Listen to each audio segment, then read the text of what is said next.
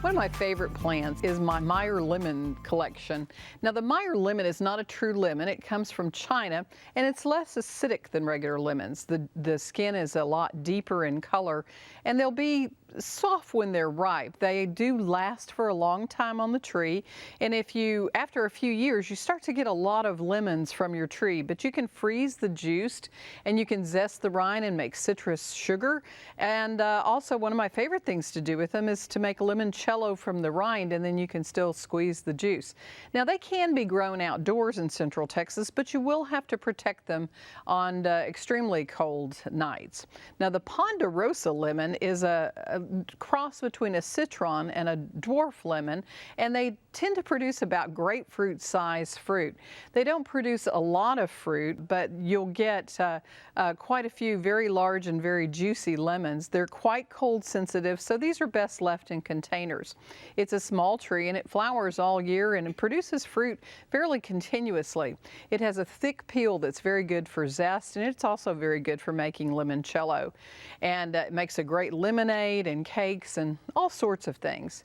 Now, another one of my favorite citrus are the Mexican limes or key limes. They can be grown in the ground. They'll get to be 6 to 12 feet tall, but they are usually grafted onto dwarf rootstocks so they don't get quite as tall.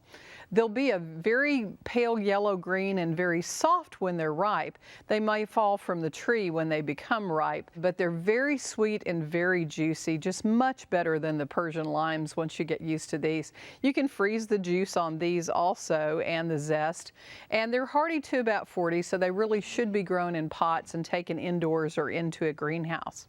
Now, another really wonderful one is the lemon quat. It's a cross between the lemon and the kumquat, and it's a smaller tree. It's a little bit more cold hardy, but it has a very sweet juice and peel. You actually can eat the entire lemon peel and all. Now, all of your citrus need about 4 to 8 hours of sun daily. Filtered sun in the summertime is okay for them, and I like to keep mine outdoors in nice weather, or I open up the greenhouse on warm days to allow bees to pollinate the blooms.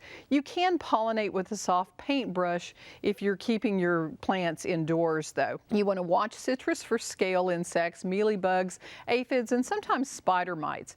Do allow your citrus to dry out between waterings.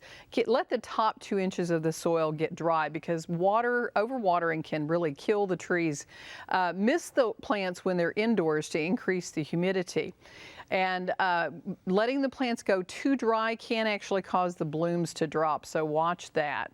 Avoid planting them in too large of a container. Citrus trees are heavy feeders. You'll need to plan on feeding them through the growing season every 2 to 3 weeks. I like Citratone for some of my feedings, but I also alternate earthworm castings, compost tea.